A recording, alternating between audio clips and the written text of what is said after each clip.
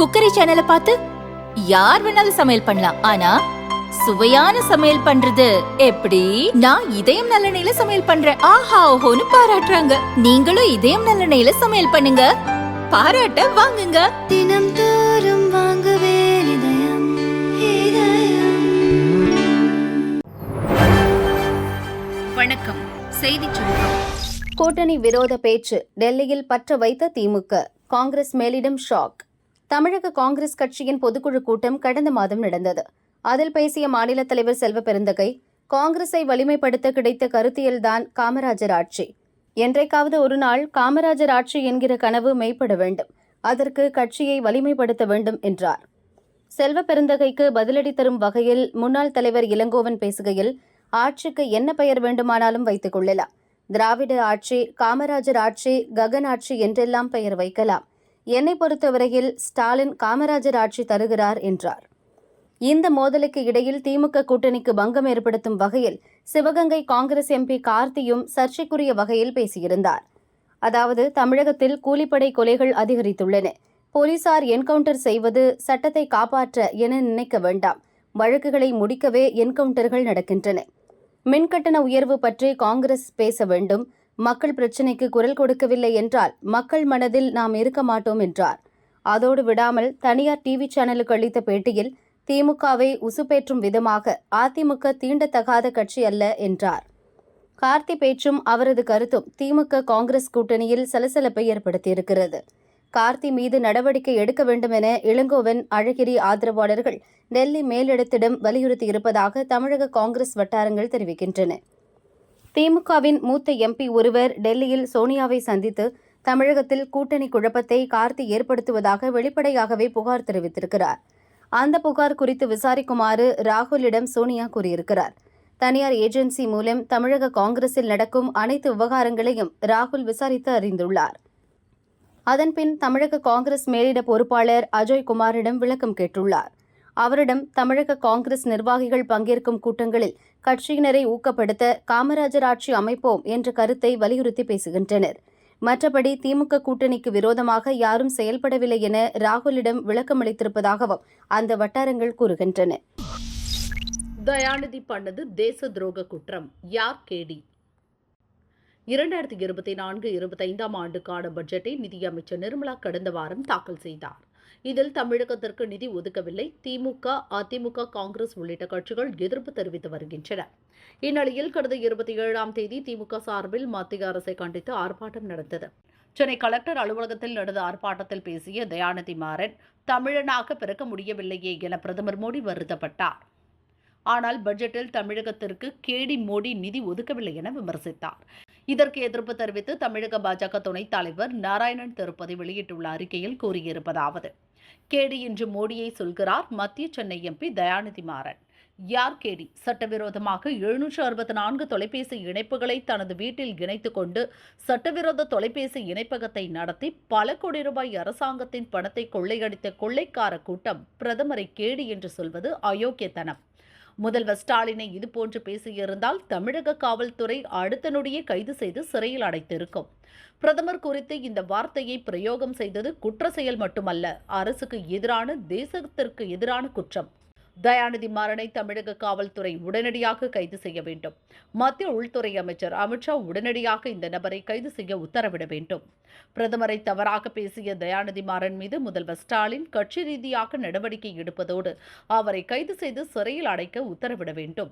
லோக்சபா சபாநாயகர் ஓம் பிர்லா தயாநிதி மாறன் மீது உரிய நடவடிக்கை எடுத்து தகுதி நீக்கம் செய்ய வேண்டும் என நாராயணன் திருப்பதி வலியுறுத்தியுள்ளார். உள்ளாட்சி தேர்தலில் வெற்றி முக்கியம், கட்சியினருக்கு பழனிசாமி அறிவுரை. லோக்சபா தேர்தல் தோல்வி குறித்து தொகுதி வாரியாக கட்சி நிர்வாகிகளுடன் அதிமுக பொதுச் செயலாளர் பழனிசாமி ஆலோசனை நடத்தி வருகிறார். நேற்று காலை திண்டுக்கல், மாலை திருவள்ளூர் தொகுதி நிர்வாகிகளுடனான ஆலோசனைக் கூட்டம் நடந்தது. திண்டுக்கல் லோக்சபா தொகுதிக்குட்பட்ட 6 சட்டசபை தொகுதிகளில் 3இல் அதிமுக எம்எல்ஏக்கள் இருந்தும் மிக குறைந்த ஓட்டுகளை பெற்றுள்ளோம். ஓட்டு குறைந்ததற்கு காரணம் என்ன? பழனிசாமி கேட்டார். அதற்கு நிர்வாகிகள், தேர்தலில் கடுமையாக உழைத்தோம், ஆனால் வெற்றி பெற முடியவில்லை. எஸ்டிபிஐ கட்சியுடன் கூட்டணி அமைத்திருந்தும் சிறுபான்மையினர் நமக்கு ஓட்டளிக்கவில்லை என்றனர். சிறுபான்மையினர் ஓட்டு கூட்டணி குறித்து கவலைப்பட வேண்டாம். வரும் தேர்தலில் எல்லாம் சரியாகும். நீங்கள் தீவிரமாக கட்சி பணியாற்றுங்கள். மருத்துவ மாணவர் சேர்க்கையில் அரசு பள்ளி மாணவர்களுக்கு 7.5% இடஒதுக்கீடு உள்ளிட்ட ஏராளமான திட்டங்களை செயல்படுத்தினோம். அதை மக்களிடம் எடுத்துக் கூறுங்கள். உள்ளாட்சி தேர்தலை மனதில் வைத்து பணியாற்றுங்கள். உள்ளாட்சி தேர்தலில் வெற்றி பெற்றால்தான் சட்டசபை தேர்தலில் வெற்றி பெற முடியும் என பழனிசாமி அறிவுரை வழங்கினார். பாரதிய ஜனதா செயலாளர் அஸ்வத்தாமனை கைது செய்ய இடைக்கால தடை. நாகப்பட்டினத்தில் கடந்த 7ஆம் தேதி தமிழக சிவசேனாவின் முன்னாள் தலைவர் தங்கமுத்து கிருஷ்ணன் மனைவி தங்கமம்மாளின் நினைவு நாள் கூட்டம் நடந்தது. இதில் தமிழக பாரதிய ஜனதா செயலாளர் அஸ்வத்தாமன் கலந்து கொண்டு உரையாற்றினார். அப்போது இரு பிரிவினரிடையே மோதலை ஏற்படுத்தும் வகையில் பேசியதாக அஸ்வத்தாமன் மீது நாகூர் போலீசார் வழக்கு பதிவு செய்தனர். இந்த வழக்கில் முன்ஜாமீன் கோரி அஸ்வத்தாமன் சென்னை ஹைகோர்ட்டில் மனு தாக்கல் செய்தார். மனுவில் பாரதிய ஜனதா செயலாளரான நான் பல்வேறு சமூக மக்களின் நலன் சார்ந்த பணிகளில் ஈடுபட்டு வருகிறேன். தன்னை இந்த வழக்கில் போலீசார் பொய்யாக இணைத்துள்ளனர் என குறிப்பிட்டிருந்தார். இந்த மனு நீதிபதி TV தமிழ்ச்செல்வி முன்பு விசாரணைக்கு வந்தது. அப்போது காவல்துறை சார்பில் ஆஜரான வழக்கறிஞர் அஸ்வத்தாமன் இதுபோன்று தொடர்ச்சியாக இரு பிரிவினரிடையே வெறுப்புகளை தூண்டும் பேச்சுக்களை பேசி வருகிறார். இந்த மனு குறித்து பதிலளிக்க அவகாசம் வேண்டும் என தெரிவித்தார். இதையடுத்து ஆகஸ்ட் 1ஆம் தேதிக்கு விசாரணையை தள்ளி வைத்த நீதிபதி அதுவரை அஸ்வத்தாமனை கைது செய்ய இடைக்கால தடை விதித்து உத்தரவிட்டார். டெல்லியில் தீவிரமாகும் மாணவர் போராட்டம், கவர்னர் வந்தும் முடியவில்லை. மேற்கு டெல்லியில் பழைய ராஜேந்தர் நகரில் ராவ் IAS ஸ்டடி சர்க்கிள் என்ற பயிற்சி மையம் உள்ளது. இதன் அடித்தளத்தில் விதிகளுக்கு மாறாக நூலகம் செயல்பட்டு வந்துள்ளது. கடந்த சனிக்கிழமை மாலை நூலகத்தில் பயிற்சி மாணவர்கள் சிலர் இருந்தபோது பலத்த மழை பெய்தது. மழைநீர் வடிகால் வழியாக செல்ல வழியில்லாமல் அடித்தளத்துக்குள் புகுந்தது. தண்ணீரில் மூழ்கி உத்தரப்பிரதேசத்தைச் சேர்ந்த ஸ்ரேயா, தெலுங்கானாவைச் சேர்ந்த தன்யா சோனி ஆகிய 2 மாணவிகளும் கேரளாவைச் சேர்ந்த நவீன் தால்வின் என்ற மாணவனும் இறந்தனர். இந்த சம்பவம் நாடு முழுவதும் கொந்தளிப்பை ஏற்படுத்தியுள்ளது. பயிற்சி மையத்தின் உரிமையாளர், ஒருங்கிணைப்பாளர் உட்பட 5 பேர் கைது செய்யப்பட்டனர். மாணவர்கள் இறப்புக்கு நீதி கேட்டு ராவ் IAS பயிற்சி மையம் அருகே நூற்றுக்கணக்கான மாணவர்கள் போராட்டத்தில் ஈடுபட்டனர். அவர்களை டெல்லி கவர்னர் VK சக்சேனா சந்தித்து பேசினார். தவறு செய்தவர்களை தப்பிக்க விட மாட்டோம் என கவர்னர் உறுதியளித்தார். இறந்த மாணவர்கள் குடும்பத்தினருக்கு தலா 10 லட்சம் ரூபாய் இழப்பீடு வழங்கப்படும் என்று அரசு அறிவித்துள்ளது. இருப்பினும் டெல்லியில் மாணவர்கள் போராட்டம் தொடர்ந்து நீடிக்கிறது. பயிற்சி மையத்திற்கு வெளியே இரவிலும் முகாமிட்டு மாணவர்கள் போராட்டத்தில் ஈடுபட்டுள்ளனர். லட்சக்கணக்கில் பணம் கொடுத்து பயிற்சியில் சேர்ந்துள்ள நிலையில் மையங்களில் போதிய வசதிகள் இல்லாதது நீண்டகால உறுத்தலாகவே இருந்துள்ளது. பயிற்சி மையம் அரசு நிர்வாகத்தின் மெத்தனம் அலட்சியத்தால் 3 இளம் உயிர்கள் பலியானது. சக மாணவர்களிடையே அதிர்ச்சியை ஏற்படுத்தியுள்ளது. இதன் காரணமாகவே அவர்கள் தொடர் போராட்டத்தில் இறங்கியுள்ளதாக கூறப்படுகிறது. இறந்த மாணவர்கள் குடும்பத்துக்கும் தலா 5 கோடி ரூபாய் நிவாரணம் வழங்க வேண்டும் என்பது அவர்களின் முக்கிய கோரிக்கை. அதுவும் பயிற்சி மையம் வழங்க வேண்டும் என வலியுறுத்தியுள்ளனர். இந்த சம்பவத்துக்கு பயிற்சி மையம் மற்றும் அரசு அதிகாரிகளை பொறுப்பாக்கி அவர்கள் மீது நடவடிக்கை எடுக்க வேண்டும். பயிற்சி மையத்தின் அத்துமீறல்களுக்கு உடந்தையாக இருந்து தடையில்லா சான்றிதழ் அளித்த அதிகாரிகள் மீதும் நடவடிக்கை எடுக்க வேண்டும் என்பதும் அவர்களது வலியுறுத்தல்களில் ஒன்று. மாணவர்களின் கோபம் பயிற்சி மையத்தின் மீதே அதிகமாக இருப்பது அவர்களின் கருத்துகளில் இருந்து தெரிகிறது. ரூபாய் 2000 லஞ்சம் வாங்கிய RTO அலுவலர்கள் கைது. ராமநாதபுரம் அருகே கீழக்கரை தட்டான்தோப்பு தெருவை சேர்ந்த ரகு என்பவர் மனைவி சுதா பெயரில் டாடா பஞ்ச் காரை வாங்கினார். இந்த புதிய காரை ராமநாதபுரம் வட்டார போக்குவரத்து அலுவலகத்தில் 2024 ஜனவரி 30இல் பதிவு செய்தார். இதனால் வரை RC புக் வழங்காமல் இழுத்தடித்தனர்.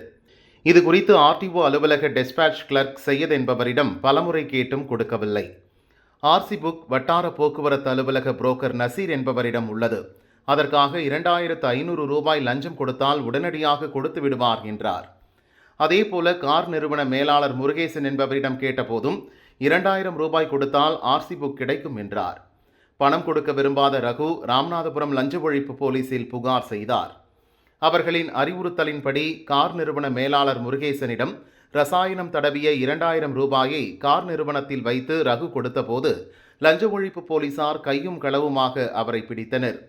RTO அலுவலக டெஸ்பாட்ச் கிளர்க் சையத், புரோக்கர் நசீர் ஆகியோரையும் போலீசார் கைது செய்தனர்.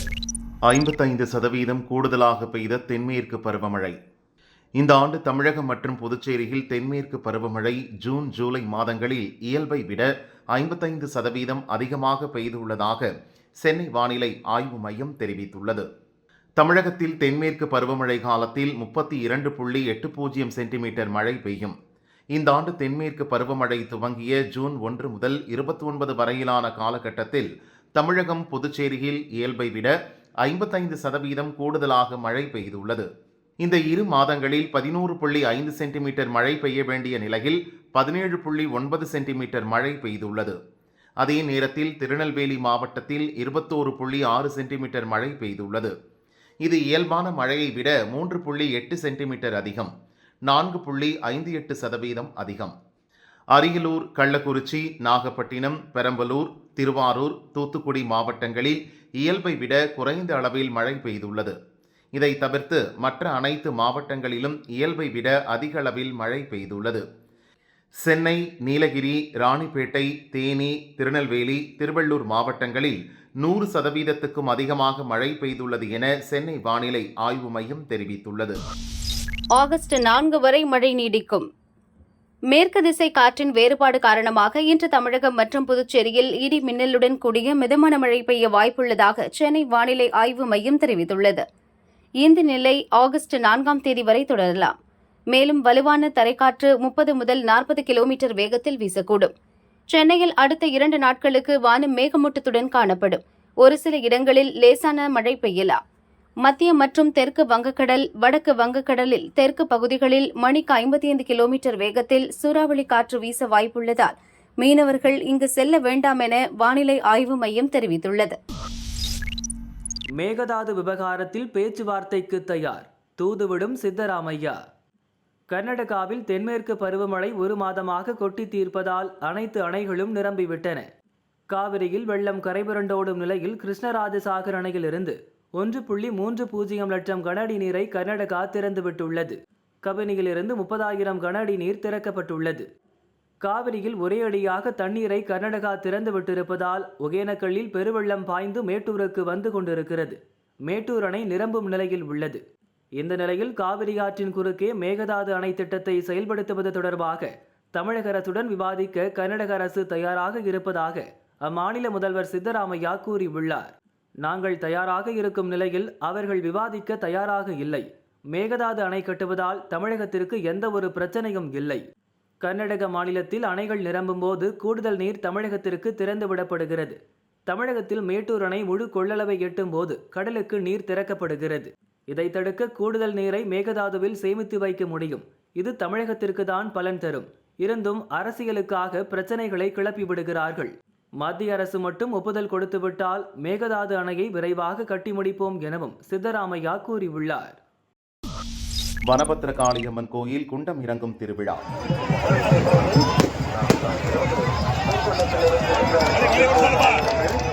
கோவை மேட்டுப்பாளையம் அருகே தேக்கம்பட்டி பவானி ஆற்றங்கரையில் பிரசித்தி பெற்ற வனபத்திரகாளியம்மன் கோயில் அமைந்துள்ளது. ஆண்டுதோறும் இந்த ஆலயத்தில் குண்டம் திருவிழா நடைபெறுவது வழக்கம். 31வது ஆண்டாக இந்த ஆண்டு ஆடி குண்டம் திருவிழா கடந்த 23ஆம் தேதி பூச்சாற்றுடன் தொடங்கியது. அதனைத் தொடர்ந்து அம்மனுக்கு பல்வேறு அபிஷேக ஆராதனை பூஜைகள் நடைபெற்றது. விழாவின் சிகர நிகழ்வான திருக்குண்டம் இறங்குதல் நிகழ்ச்சி நேற்று வெகு விமர்சையாக நடைபெற்றது.